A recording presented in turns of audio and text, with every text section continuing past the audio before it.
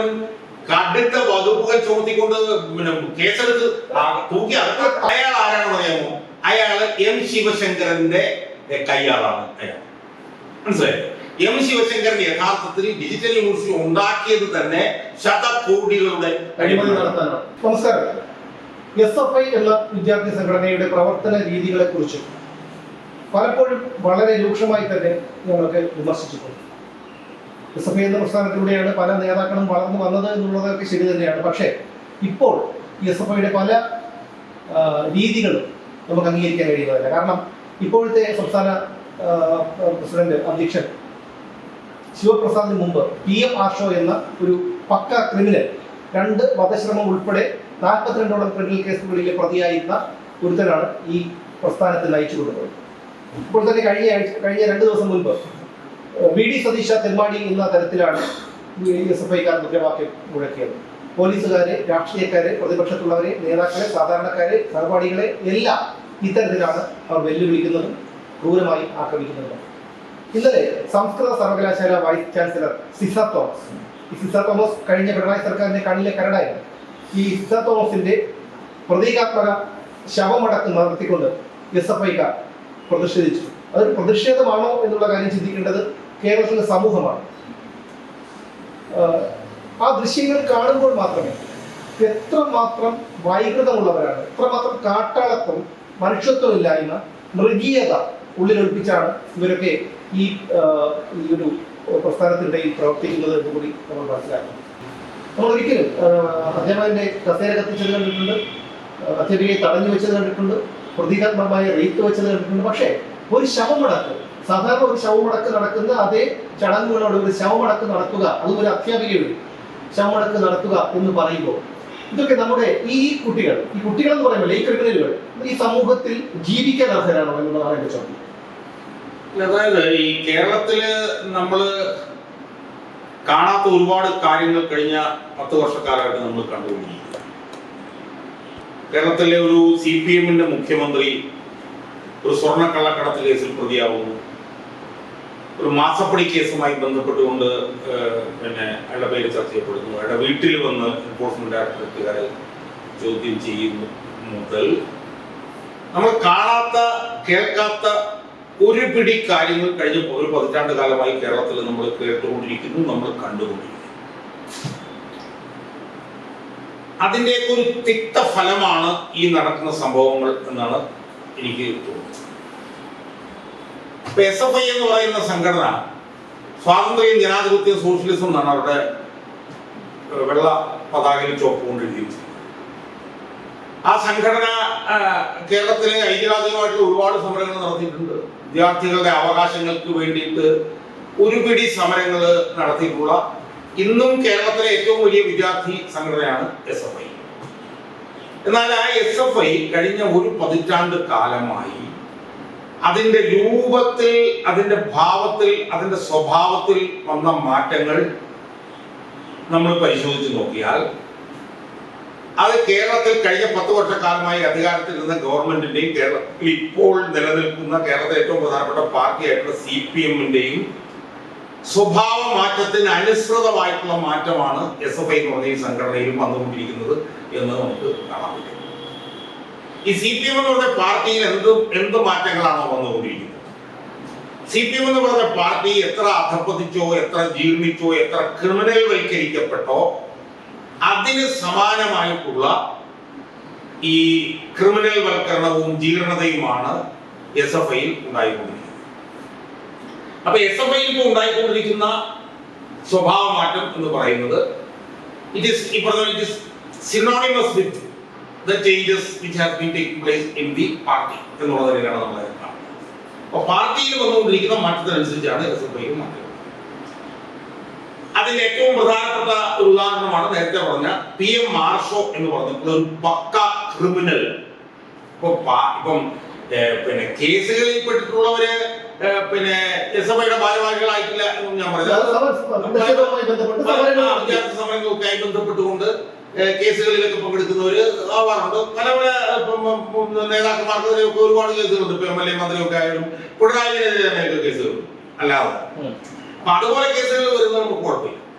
പക്ഷേ ഈ PM മാർഷോ എന്ന് പറഞ്ഞതിന് 1-2 ടേം SFIയുടെ സംസ്ഥാന പ്രസിഡന്റ് ആയിരുന്നവൻ, സംസ്ഥാന പ്രസിഡന്റ് സംസ്ഥാന സെക്രട്ടറി അവനെതിരെ വധശ്രമം ഉൾപ്പെടെ, വധശ്രമം ഉൾപ്പെടെ കൊല്ലാൻ ശ്രമിച്ചെന്നുള്ളതും ഉൾപ്പെടെ 42 കേസുകൾ ഉള്ള ഒരുത്തനാണ് കഴിഞ്ഞ 1-2 ടേമായിട്ട് SFIയുടെ സംസ്ഥാന സെക്രട്ടറി ആണ്. അപ്പൊ കേരളത്തിലെ CPM ഉണ്ടായിക്കൊണ്ടിരിക്കുന്ന ഈ ജീർണതയുടെ പ്രതിഫലനമായിട്ട് വേണം ഇതുപോലൊരുത്തൻ ഈ പാർട്ടിയുടെ അല്ലെങ്കിൽ ഈ സംഘടനയുടെ തലപ്പത്ത് വന്നത് എന്ന് നമ്മൾ കാണാം. ഇവൻ തലപ്പത്തിരുന്നപ്പോൾ ഉണ്ടായിട്ടുള്ള പ്രധാനപ്പെട്ട സംഭവം എന്താ? ഇവൻ തലപ്പത്തിരുന്നപ്പോൾ ഉണ്ടായിട്ടുള്ള പ്രധാനപ്പെട്ട സംഭവമാണ് അന്ന് ഇരുന്ന കേരള ഗവർണറായിരുന്ന ആരിഫ് മുഹമ്മദ് ഖാനുമായിട്ടുള്ള ഈ SFIയുടെ നിരന്തരമായിട്ടുള്ള സമരം എന്ന പേരിൽ നടത്തുന്ന.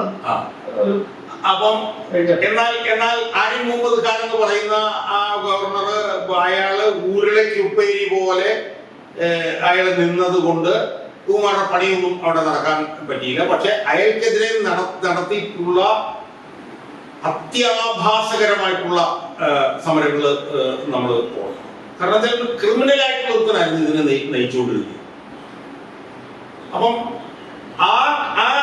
അവനൊക്കെ തന്നെ ഇതിന്റെ നേതാവായി വന്നതിന്റെ ഭാഗമായി ഉണ്ടായിട്ടുള്ള ക്രിമിനൽ വൽക്കരണത്തിന്റെ ഒരു പുതിയ മുഖമാണ് നമ്മൾ ഇപ്പം സംസ്കൃത സർവകലാശാലയിൽ. നമ്മളിത് പറയുമ്പോൾ ആദ്യത്തെ സംഭവമാണെന്ന് നമുക്ക് പറയാൻ വയ്യ. കാരണം കുറെ വർഷങ്ങൾക്ക് മുമ്പ് പാലക്കാട് വിക്ടോറിയ കോളേജിൽ ഇതുപോലെ ഞാവടൊക്കെ നടത്താനായിട്ടൊക്കെ അവിടെ നിന്നൊക്കെ പോയി. അങ്ങനെയൊക്കെ ഉള്ള അനുഭവങ്ങളുണ്ട്. കാരണം ഇവരെ എതിർക്കുന്ന പ്രിൻസിപ്പളോ അവരാരാണെന്ന് വെച്ച് കഴിഞ്ഞാൽ അവർക്കെതിരെ ഏത് അളവിലും പോയി എന്തും ചെയ്യുക എന്നുള്ളത് ഈ ഒരു സംഘടനയുടെ ഒരു ഇപ്പൊ തിരുവനന്തപുരത്ത് തന്നെ അവിടെ സംസ്കൃത വകുപ്പ് അധ്യക്ഷയായിട്ടുള്ള ഒരു സ്ത്രീ ഉണ്ടായിരുന്നു. ആ സ്ത്രീക്കെതിരെ കാര്യവട്ട ക്യാമ്പസിലും ഇതുപോലെ വളരെ വൾഗറായിട്ടുള്ള നടത്തിയിട്ടുള്ളതാണ്. അതുപോലെ തന്നെ ഡോക്ടർ വിജയലക്ഷ്മി അവിടെ ഇപ്പൊ ഏതോ ഒരു കോളേജ് ഡയറക്ടറായിട്ട് എടുത്തിട്ടുണ്ട്. അവരെയൊക്കെ ഇരുന്ന് ഒരു ദിവസം മുഴുവനാണ് SFI പിള്ളേരെ ഇപ്പം MP ആയിട്ടിരിക്കുന്ന AR റഹീമിന്റെ നേതൃത്വത്തിൽ അവരെ ശാരീരികമായും മാനസികമായിട്ടൊക്കെ പീഡിപ്പിക്കാൻ സാധിക്കും. ആ അനുഭവങ്ങളൊക്കെ ഉണ്ട്. പക്ഷെ ഇപ്പൊ നടന്നിരിക്കുന്ന ഈ സംഭവം എന്ന് പറയുന്നത് ഇത് അത്യപൂർവവും സമാനതകളില്ലാത്തതുമാണ് എന്ന് നമ്മൾ കാണാം. 2-3 കാര്യങ്ങളുണ്ട്. ഒന്ന്, ഈ സിസ്റ്റ തോമസ് എന്ന് പറഞ്ഞിട്ടുള്ള വനിതയെ നമ്മള് ഒരു സാധാരണ സ്ത്രീയായിട്ടോ അല്ലെങ്കിൽ ഒരു വൈസ് ചാൻസലറായിട്ടോ മാത്രം കണ്ടാൽ പോരാ.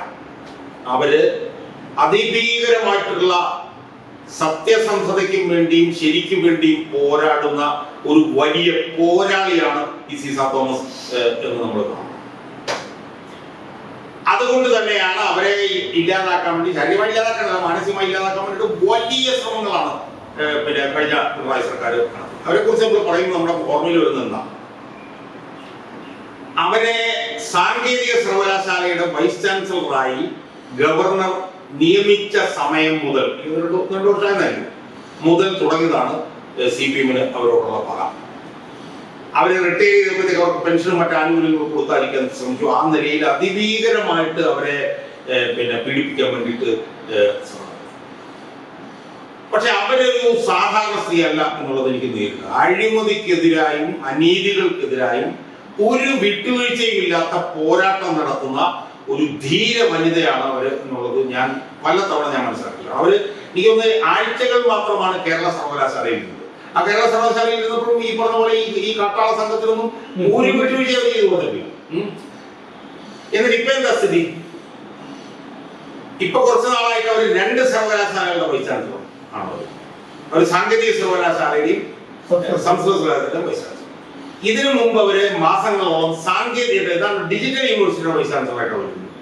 ആ ഡിജിറ്റൽ യൂണിവേഴ്സിറ്റിയുടെ വൈസ് ചാൻസലറായിട്ട് ഇരുന്ന സമയത്ത് ആ ഡിജിറ്റൽ യൂണിവേഴ്സിറ്റിയിൽ നടന്ന അതിഭീകരമായിട്ടുള്ള അഴിമതികൾ അവര് ഗവർണറെ ശ്രദ്ധപ്പെടുത്തി. അതിനെ തുടർന്ന് ഗവർണർ അത് അക്കൗണ്ടന്റ് ജനറലെ കൊണ്ട് ഓഡിറ്റ് ചെയ്യിപ്പിച്ചു. ആ ഓഡിറ്റ് റിപ്പോർട്ട് ഉൾപ്പെടെ പുറത്തു വരികയും അവര് ഗവർണറെ ശ്രദ്ധപ്പെടുത്തിയ അഴിമതികൾ മുഴുവൻ 100% ശരിയായിരുന്നു ഡിജിറ്റൽ യൂണിവേഴ്സിറ്റി നടന്നത് എന്ന് തെളിയിക്കപ്പെട്ടു. അത് അപ്പൊ ആ നടപടിക്രമങ്ങൾ ഇങ്ങനെ നടന്നുകൊണ്ടിരുന്ന സമയത്താണ് പിണറായി സർക്കാരിന്റെ കാലത്ത് ഇവരെ പിന്നെ സാങ്കേതിക സർവകലാശാലയുടെ വൈസ് ചാൻസലറാകാനായിട്ട് ഗവർണർ ശുപാർശ ചെയ്തു. ആ ശുപാർശ ചെയ്യുന്നത് നടപ്പിലാക്കരുത് എന്ന് പറഞ്ഞുകൊണ്ട് അന്ന് മുഖ്യമന്ത്രിയായിരുന്ന സാക്ഷാൽ പിണറായി വിജയൻ 2 തവണയാണ് നേരിട്ട് ഗവർണറെ കാണാൻ ചെന്നത്. ആലോചിച്ചോ, ഇവരെ ആക്കരുത് എന്ന് പറയുന്നത്. അപ്പൊ എന്തുമാത്രം പ്രതികാരം മാത്രമല്ല, അയാൾക്ക് പല കാര്യങ്ങളും മറച്ചു വെക്കാനുണ്ട് എന്നുള്ളതുകൊണ്ട് കൂടിയാണ് എന്നുള്ളതാണ്. അതാണ് പ്രധാനമായിട്ട് നമ്മൾ കാണുന്നില്ല. ഈ 2 തവണ ഇയാൾ അവിടെ ചെന്നു. പക്ഷെ ഗവർണർ പറഞ്ഞു, ഒരു സംശയം വേണ്ട, ഇവരെ ഞാൻ നിയമിച്ചിട്ടേ പോകുള്ളൂ, ഞാൻ ഒരു കാരണവശാലും ഇവരെ നിയമിക്കാതിരിക്കാൻ പറ്റില്ല, കാരണം അവർ അത്രയ്ക്ക് ക്വാളിഫൈഡും കാര്യക്ഷമതയുള്ള സ്ത്രീയാണ് എന്ന് പറഞ്ഞു. അവസാനം എന്ത് സംഭവിച്ചെന്നറിയോ? അവസാനം ഡിജിറ്റൽ യൂണിവേഴ്സിറ്റി, അപ്പൊ ഇവര് ഡിജിറ്റൽ യൂണിവേഴ്സിറ്റിയിൽ നടന്ന അഴിമതികളുമായി ബന്ധപ്പെട്ടുകൊണ്ട് ഇവർ ഗവർണർ കൊടുത്ത റിപ്പോർട്ടിൽ ഏറ്റവും കൂടുതൽ പ്രതിസ്ഥാനത്ത് നിൽക്കുന്ന ആൾ സജി ഗോപിനാഥ് എന്ന് പറയുന്ന പണ്ട് ഡിജിറ്റൽ യൂണിവേഴ്സിറ്റി വൈസ് ചാൻസലർ ആയിരുന്നതാണ്. അയാളാണ് അവിടുത്തെ അഴിമതിക്ക് മുഴുവൻ പ്രഭോഗം. അയാൾ ആരാണെന്ന് അറിയാമോ? അയാള് എം ശിവശങ്കരന്റെ കയ്യാളാണ് അയാൾ. മനസ്സിലായോ? എം ശിവശങ്കരൻ യഥാർത്ഥത്തിൽ ഡിജിറ്റൽ യൂണിവേഴ്സിറ്റി ഉണ്ടാക്കിയത് തന്നെ ശതകോടികളുടെ അഴിമതി നടത്താനാണ്. ആ അഴിമതികൾ അയാള് എം ശിവശങ്കരൻ പുറത്തു നിൽക്കുമ്പോഴും ഈ സജി ഗോപിനാഥനെ കൊണ്ട് ഡിജിറ്റൽ യൂണിവേഴ്സിറ്റി നടത്തിക്കൊണ്ടിരിക്കുക. ആ അഴിമതിയാണ് കാര്യകാരണ സഹിതം ഈ വനിത പുറത്തു. ഞാൻ സത്യം പറഞ്ഞു കഴിഞ്ഞാൽ ആ റിപ്പോർട്ട് കണ്ടിട്ട് ഞാൻ ഞെട്ടിപ്പോയി. കാരണം ഇപ്പൊ എന്നെ കുറിച്ചൊക്കെ പറയുകയാണെങ്കിൽ ഞാൻ അങ്ങനെ റിപ്പോർട്ട് ഉണ്ടാക്കിയപ്പോൾ ഞാൻ അതിൽ അത്ഭുതപ്പെടില്ല. കാരണം 10-15 വർഷമായിട്ട് ഈ മേഖലയിൽ നിൽക്കുന്ന ആളാണ്. അവരുടെ അക്കാഡമിക്കാണ്, മനസ്സിലായി. പക്ഷെ അവരുണ്ടാക്കിയിരിക്കുന്ന ആ റിപ്പോർട്ട് ഉണ്ടല്ലോ, ആ റിപ്പോർട്ട് എന്ന് പറഞ്ഞു കഴിഞ്ഞാൽ ആദ്യ അവസാനം അഴിമതി മുഴുവൻ പുറത്തുകൊണ്ടുവന്നത്. അത് ഗവർണർ കൊടുത്തു, ഗവർണർ എ ജിക്ക് കൊടുത്തു. എ ജി ഇവർ പറഞ്ഞത് പരിപൂർണമായും ശരിയാണ് എന്ന് പറഞ്ഞിട്ടാണ് എ ജിയുടെ റിപ്പോർട്ട് വന്നത്. മനസ്സിലായി. അപ്പൊ ഇവരെ ഒരു കാരണവശാലും വൈസ് ചാൻസലർ ആക്കില്ല എന്ന് അഡമന്റ് ആയിട്ടുള്ള സ്റ്റാൻഡ് മുഖ്യമന്ത്രി എടുത്തു. പക്ഷെ ഗവർണർ പറഞ്ഞ ഒരു സംശയം വേണ്ട, ഇവരെ ആക്കി എന്ന് പറഞ്ഞിട്ട് അവസാനം എന്തെന്നറിയോ? ഇവരുടെ മുന്നിലാണ് ശരിക്കും പിണറായി മുട്ടുമടക്കിയത്. ഇവരെ സാങ്കേതിക സർവകലാശാലയുടെ വൈസ് ചാൻസലറായിട്ട് പിണറായി വിജയൻ അംഗീകരിച്ചു. പക്ഷെ അംഗീകരിച്ചപ്പോൾ ഡിജിറ്റൽ യൂണിവേഴ്സിറ്റിയുടെ വൈസ് ചാൻസലറായിട്ട് സജി ഗോപിനാഥിനെ അന്വേഷിക്കണമെന്നുള്ള നിബന്ധന വെച്ചു. ഇയാൾ എന്തിനാണെന്ന് വെച്ചത്? മനസ്സിലായി. അപ്പം അവിടെ ആ അഴിമതിക്കാരനെ വെച്ചാൽ ഇവരെ ഇവിടെ വെക്കാം എന്ന് സംഭവിച്ചു. പക്ഷെ ഗവർണർ സമ്മതിച്ചു. ഗവർണർക്ക് അറിയാം നാളെ കഴിഞ്ഞോ ഈ സജി ഗോപിനാഥ് അഴിമതിയിൽ പിടിക്കപ്പെടുമെന്ന് അറിയാവുന്നതുകൊണ്ട് ഗവർണർ തന്ത്രപരമായി അത് സമ്മതിച്ചു. അങ്ങനെ അവര് സാങ്കേതിക സർവകലാശാലയിലും അവർ SFI എന്നുള്ള കാട്ടാള സംഘങ്ങളിലും ഒരു പണി അവർ അനുവദിച്ചു കൊടുക്കില്ല. അതിനിടയിലാണ് സംസ്കൃത സർവകലാശാലയിലും അവർ വൈസ് ചാൻസലറായിട്ട്. ഞാൻ മനസ്സിലാക്കുന്നിടത്തോളം സംസ്കൃത സർവകലാശാലയിൽ നടന്ന അതിഭീകരമായിട്ടുള്ള അഴിമതി, സ്വജനപക്ഷപാതം, ഇതുൾപ്പെടെയുള്ള കാര്യകാരണ സഹിതമുള്ള റിപ്പോർട്ട് ഇവര് ഗവർണർക്കും സർക്കാരിന് സമർപ്പിച്ചിട്ടുണ്ടെന്ന് ഞാൻ മനസ്സിലാക്കുന്നു, സംസ്കൃത സർവകലാശാല.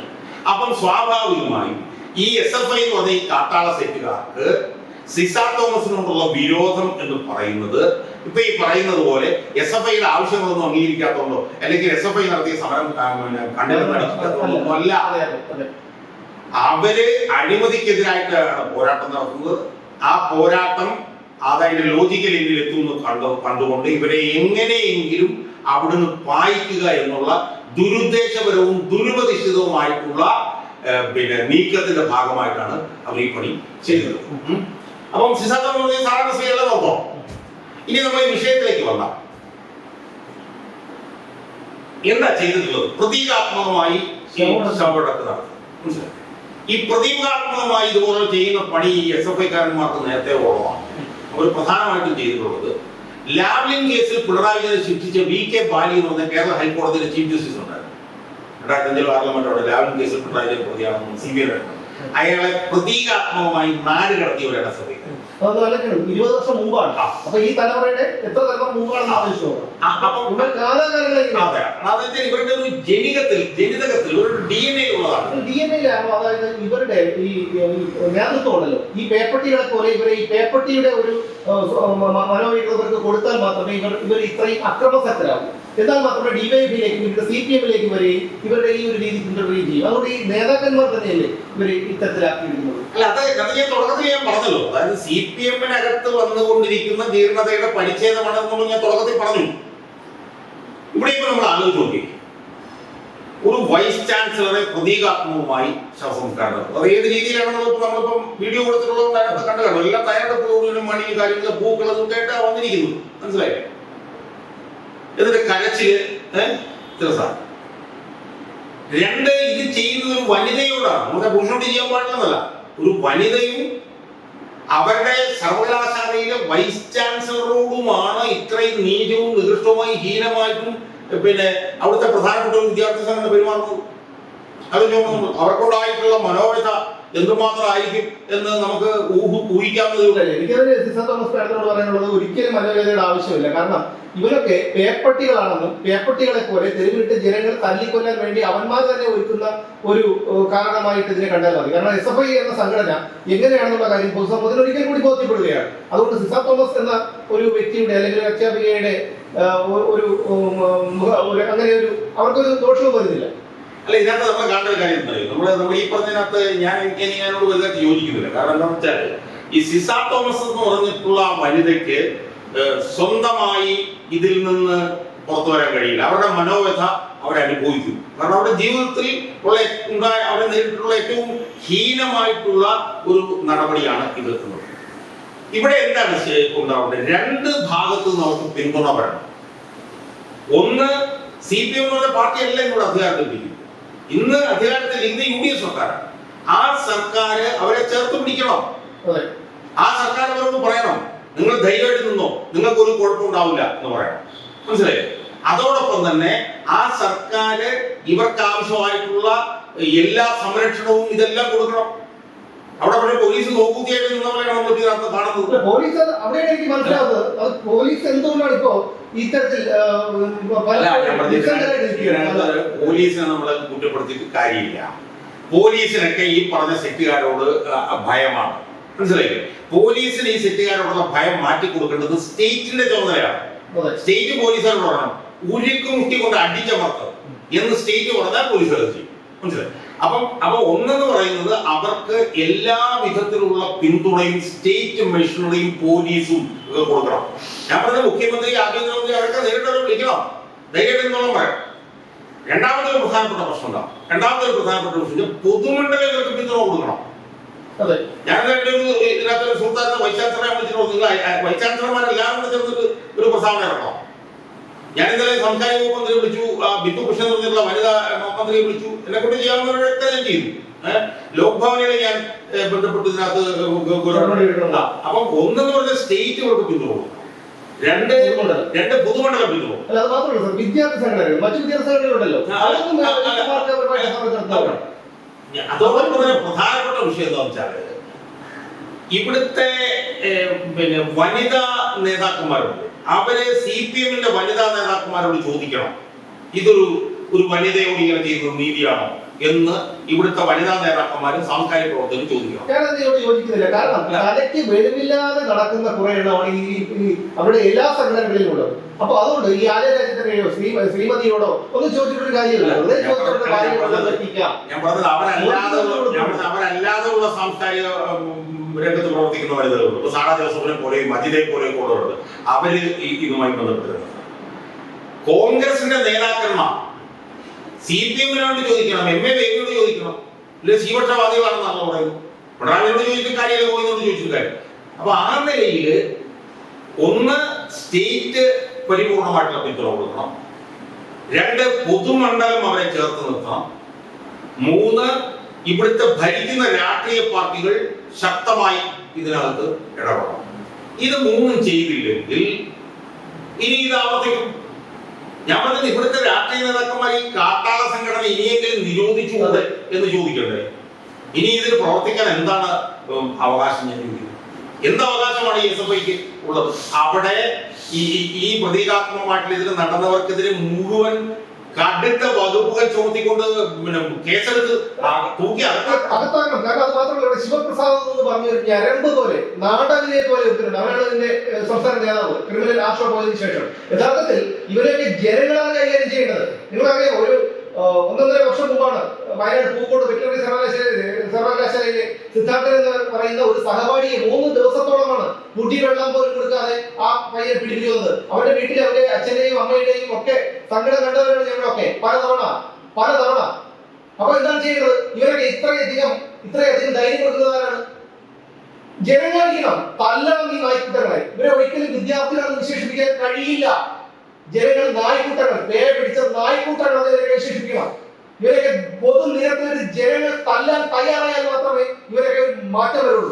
കുറെ പെൺപിള്ളാരും ഇറങ്ങിയിട്ടുണ്ട്. ഇതിനൊന്നും വീട്ടിൽ ചോദിക്കാൻ പറയുന്ന ആരും അല്ലെങ്കിൽ ഒരു കാര്യം അത്രയ്ക്ക് ശവമടക്കാൻ അത്രയ്ക്ക് നിന്റെ തന്തയും തള്ളയും പിടിച്ച് കിടത്തിന്റെ നടത്ത് ശവമടക്ക്.